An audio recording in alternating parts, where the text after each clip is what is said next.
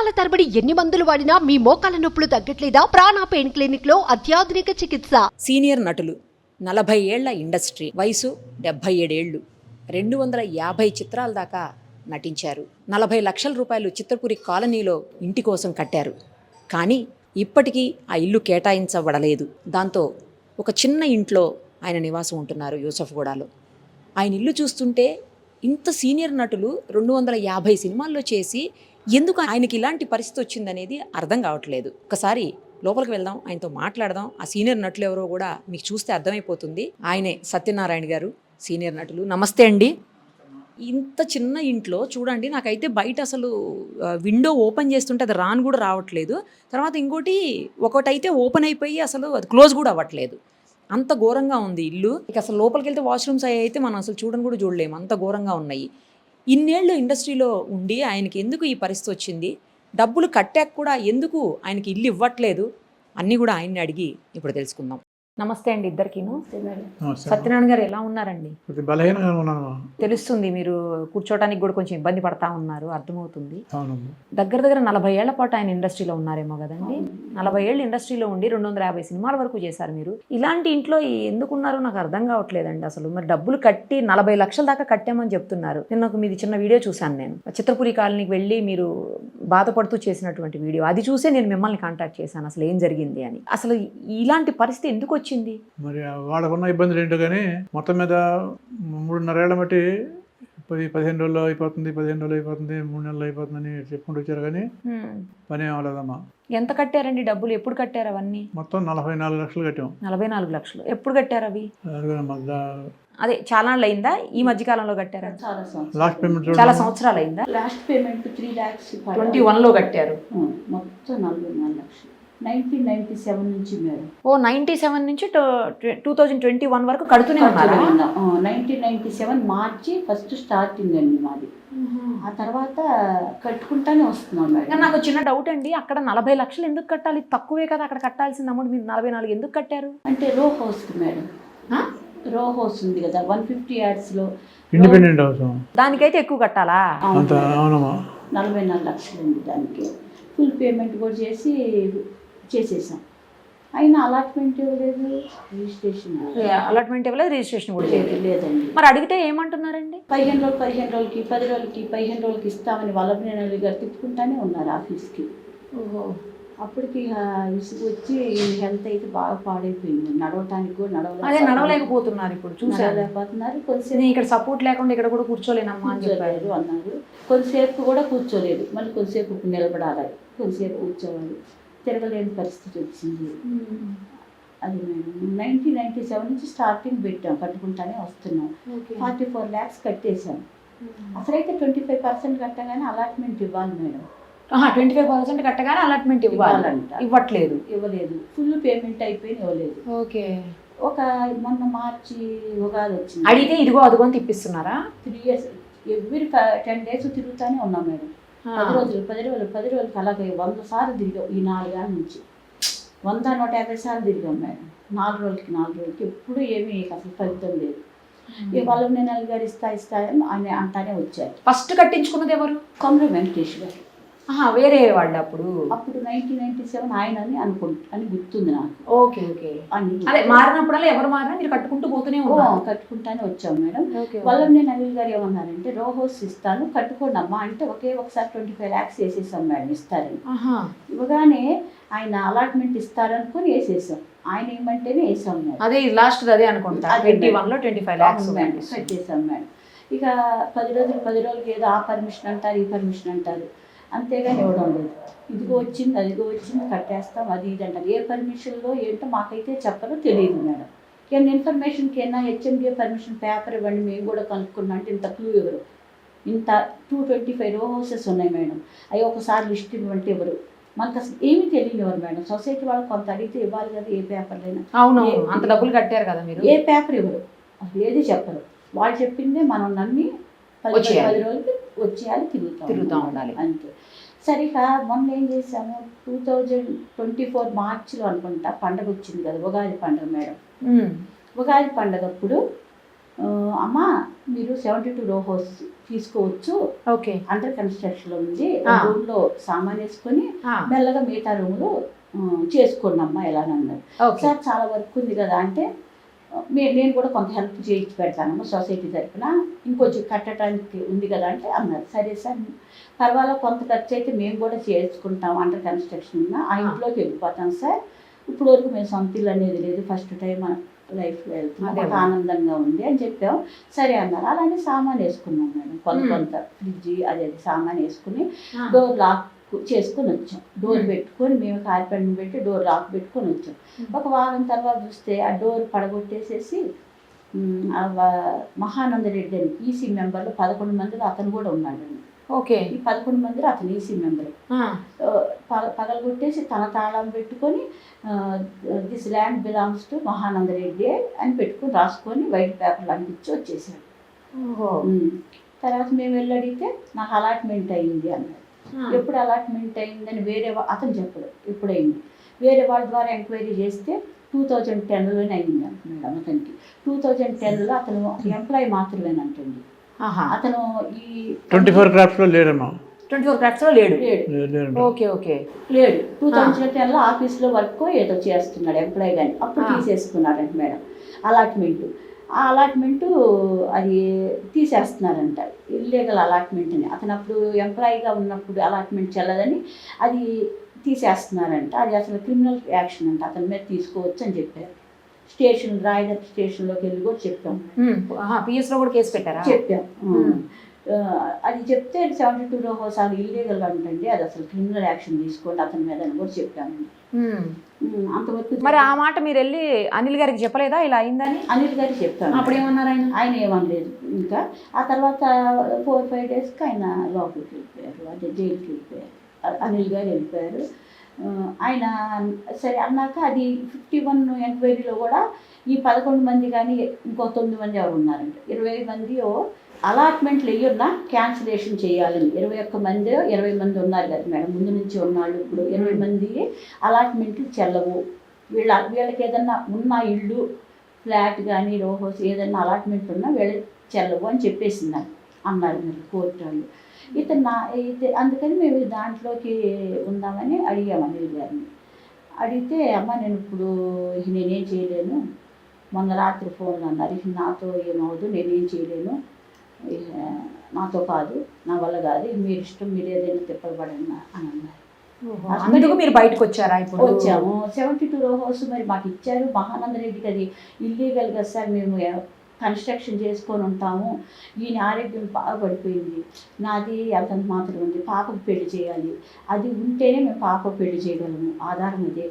మేము ఏదైనా అయితే పాప బాబు ఇద్దరు ఇబ్బంది పడతారు, ఈ సంవత్సరం చేసేయాలి, 2 years నుంచి చెప్తున్నాము, అది ఇస్తే మేము అది కొంత మాకు ఉంటుంది, పాప పెళ్లి చేసేస్తాము అని అడుగుతుంది. 2 years నుంచి అలానే చెప్తున్నారు.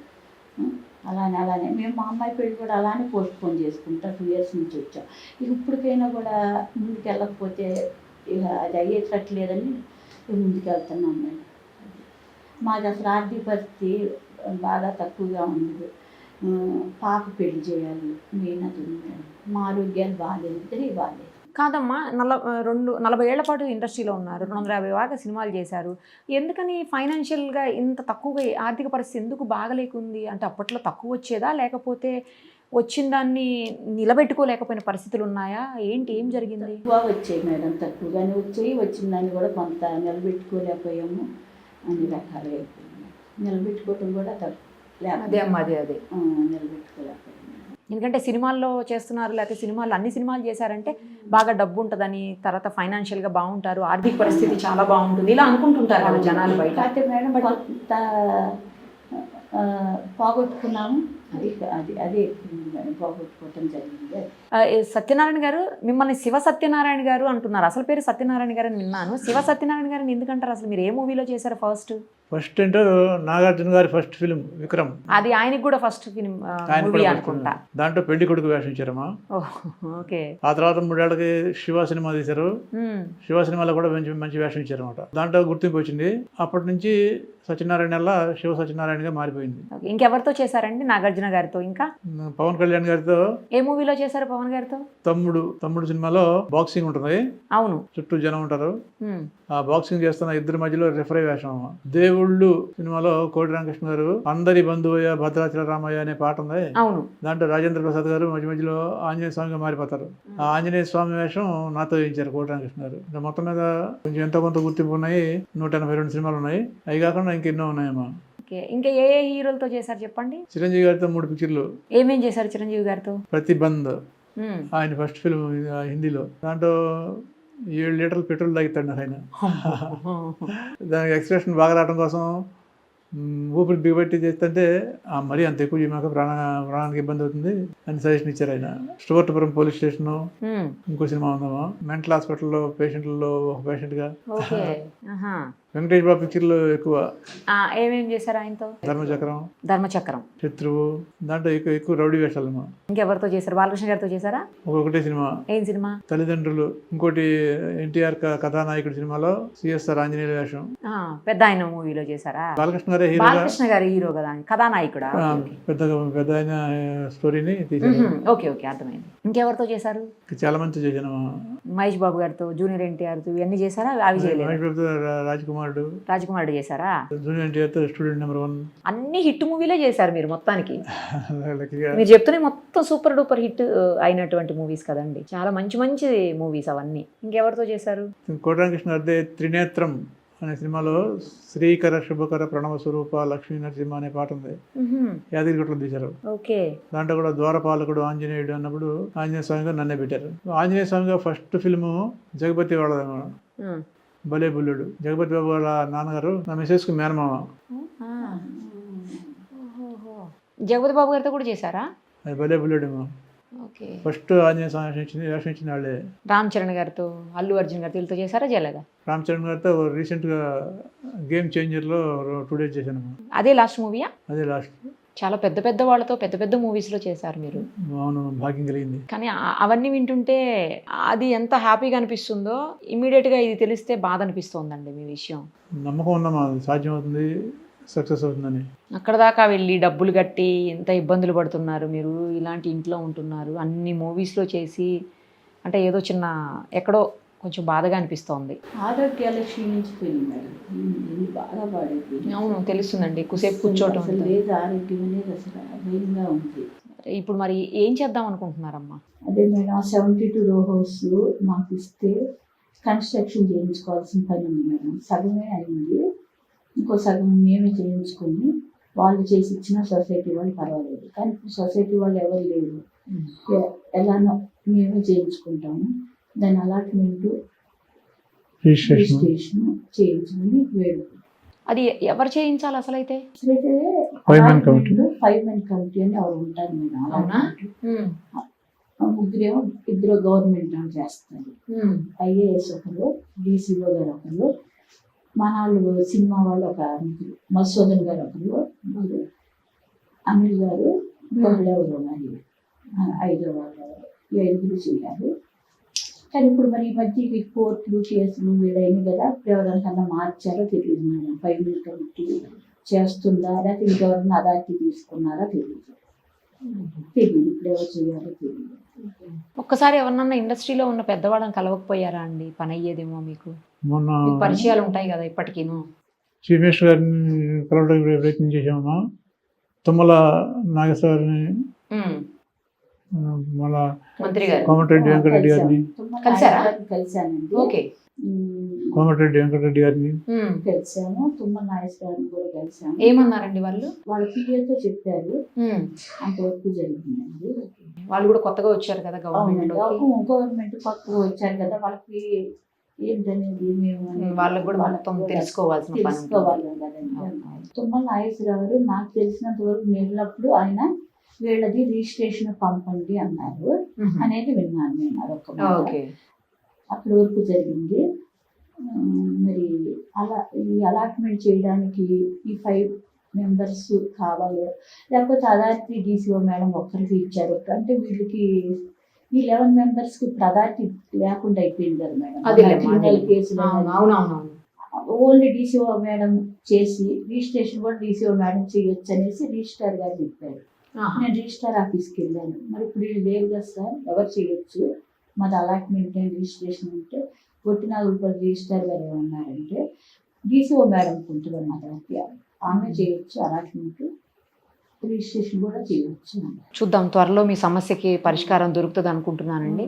ఇప్పుడు మా ద్వారా కూడా బయటికి వెళ్తుంది కాబట్టి న్యూస్. దయచేసి రేవంత్ రెడ్డి గారిని కానీ, కోమటిరెడ్డి రెడ్డి గారిని కానీ, తుమ్మల నాగేశ్వరరావు గారిని మేము దయచేసి వేడుకుంటున్నాం. మాకు 72 రూపీస్ అలాట్మెంట్ రిజిస్ట్రేషన్ చేసి ఇవ్వమని కోరుకుంటున్నాం మేడం. అది కన్స్ట్రక్షన్ చేసుకోవడానికి పర్మిషన్ ఇస్తే కన్స్ట్రక్షన్ చేసుకొని ప్రజెంట్ వెళ్ళిపోవాలని మేడం. ఇల్లు షిఫ్ట్ అయిపోదారా, ఇది రెంటా? Rent madam. ఇల్లు షిఫ్ట్ అయిపోదామని అనుకుంటున్నాం. 9 years నుంచి ఇదే రెంట్కున్నాము. ఇక్కడే సుమారు 10 years దాకా వచ్చినట్టుంది. ఇక్కడే రెంట్కుంటున్నాం మేడం. అసలు ఇల్లు మరి దారుణం ఉంది కమ్మా. అయితే అసలు విండోస్ అయితే పడని కూడా పడట్లేదు. అవును మేడం, అవును. అందుకనే సొంత ఇల్లు ఇస్తారేమని అనుకొని ఆ రోజు హ్యాపీగా వేసుకున్నాం కొంత సామాన్యం. తర్వాత మహానంద రెడ్డి అడ్డుపడుతున్నాడు అనేసి, కానీ ఇప్పుడు అడ్డుపడలేదు మేడం, ఎందుకంటే అందరికీ పబ్లిసిటీ అయిపోయింది కదా.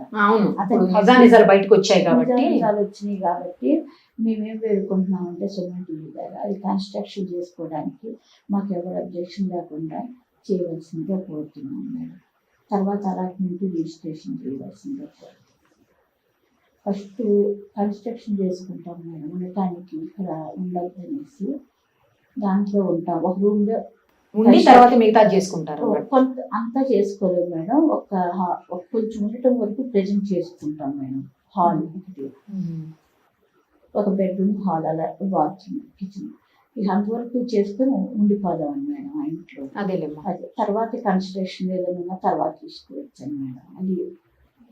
అది వెళ్ళిపోదామని ఉద్దేశం. 6-10 రోజులు కన్స్ట్రక్షన్ చేసుకొని పర్మిషన్ ఇస్తే, అదే పెద్దవాళ్ళు పర్మిషన్ ఇచ్చి చేసుకోమంటే కొంత ఉండటానికి అనుకూలంగా వరకు చేసుకొని మిగతాది ఎప్పుడన్నా పడతాయి.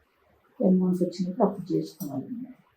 ఉండటం వరకు చేసుకుని తర్వాత మిగతా తర్వాత చేసుకోవాలి. మీకు త్వరలో న్యాయం జరిగి మీరు డబ్బులు కట్టారు, అన్యాయంగా ఏం అడగట్లేదు, మీకు హక్కు ఉంది కాబట్టి అడుగుతున్నారు. ఆ ప్రకారం మీరున్న ఇబ్బందుల్లో, మీరున్న అనారోగ్య పరిస్థితుల్లో మీకు త్వరగా న్యాయం జరిగి మీరు అనుకుంటున్నట్లు ఆ ఇంట్లోకి వెళ్ళాలని మనస్ఫూర్తిగా కోరుకుంటున్నానమ్మా. దానికి నా వంతు ఏమన్నా ఉంటే కూడా నేను కూడా ఖచ్చితంగా సాయం చేస్తాను సుమన్ టీవీ నుంచి. థ్యాంక్స్ అమ్మా. థ్యాంక్ యూ అమ్మా. సుమన్ టీవీలో మీ పర్సనల్ అండ్ బిజినెస్ ప్రమోషన్స్ కోసం కింది నెంబర్కి కాంటాక్ట్ చేయండి.